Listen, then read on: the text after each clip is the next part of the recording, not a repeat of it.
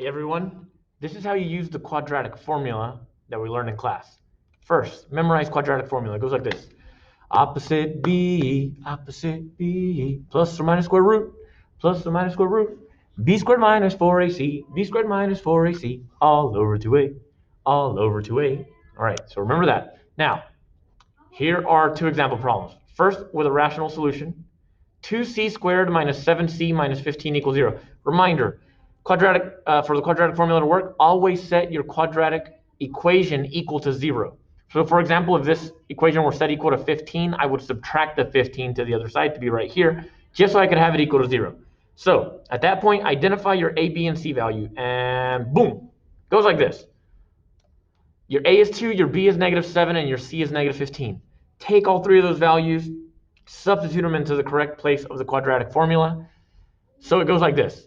Opposite of -7 plus or minus the square root of -7 squared minus 4 times 2 times -15, all divided by 2 times 2.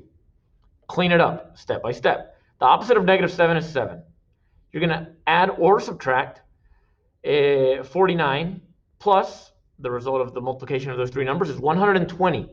Combine 49 plus 120 is 169. So I have 7 plus or minus the square root of 169 over 4. I told you this one's going to have rational solutions, so that means that anything under the radical is going to be a perfect square.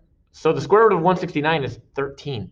Now I have 7 plus or minus 13 over 4, which gives me two possibilities. 7 plus 13 divided by 4, or 7 minus 13 divided by 4. We've talked about why quadratic equations can have two solutions. So 7 plus 13 is 20. 20 divided by 4 is 5. One of our solutions is 5.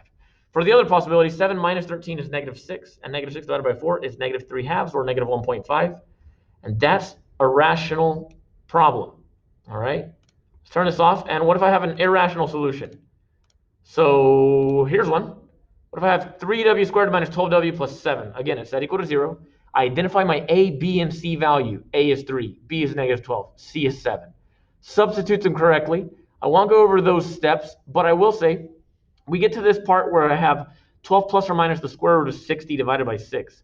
The square root of 60 is a radical that can be factored. So I'm going to factor it into square root of 4 times square root of 15. Always look for large perfect squares as one of your factors. So I'm going to try to rationalize right here. Square root of 4 is 2. So I'm left with 2 roots 15. All right. This is 12 plus or minus 2 roots of 15, all divided by 6. You'll notice that 12, 2, and 6, which are my three terms in this fraction, are all divisible by 2. So I divide all of them by 2, right? As if I were simplifying a fraction. So I'm left with 6 plus or minus the square root of 15, which is really 1 square root of 15, all divided by 3. And those are my two solutions. Best way of expressing those is exactly like that. 6 plus square root of 15 over 3, and 6 minus the square root of 15 over 3.